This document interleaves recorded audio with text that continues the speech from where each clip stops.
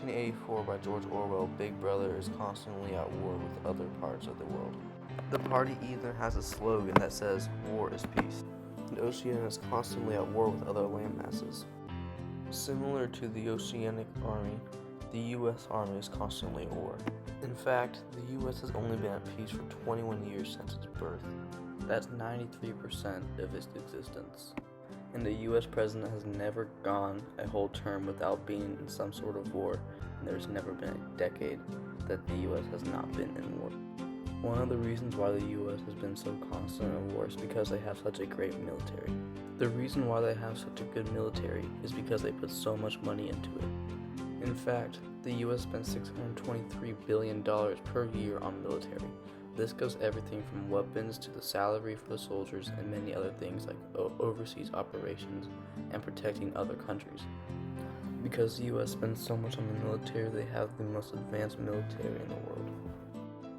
The U.S. also has the most weapons and aircraft carriers of any other country. Although it is good to be able to protect yourself, there are some times whenever having so much power is not a good thing.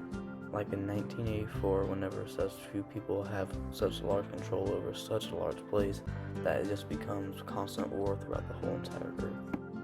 Like in the beginning of the year when the United States almost had another war against Iran, whenever President Donald Trump formed a bomb strike on the general of Iran.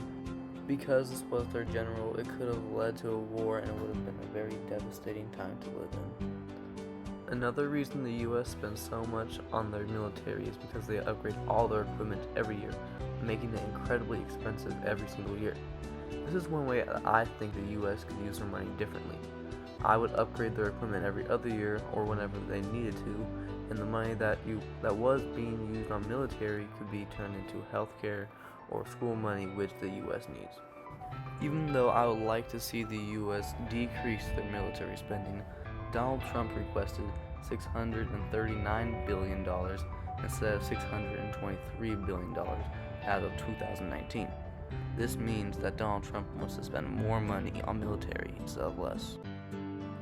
George Orwell tries to warn us about taking military too serious and the wellness of citizens not serious enough. And if we keep spending more and more money on military, we might not have a lot of money for basic but essential things for our lives. In 1984, George Orwell says, "The war is not meant to be won, it is meant to be continuous." And I feel like that's what today's wars are coming into. No one really wins and they just keep going on forever.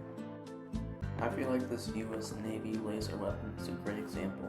Although it is really nice technology, it kind of just won't have anyone actually in war, and the robots will do it for us, and that makes the wars more continuous.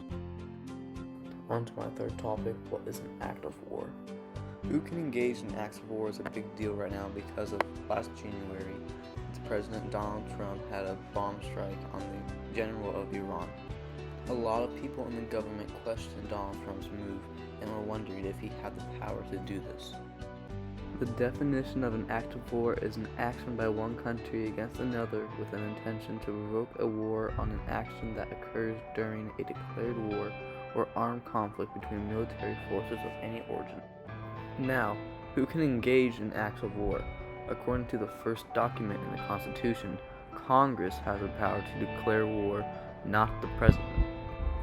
But in the second article of the Constitution, it says that the President is the Commander-in-Chief and therefore is allowed to give orders to the U.S. military without the consent of Congress.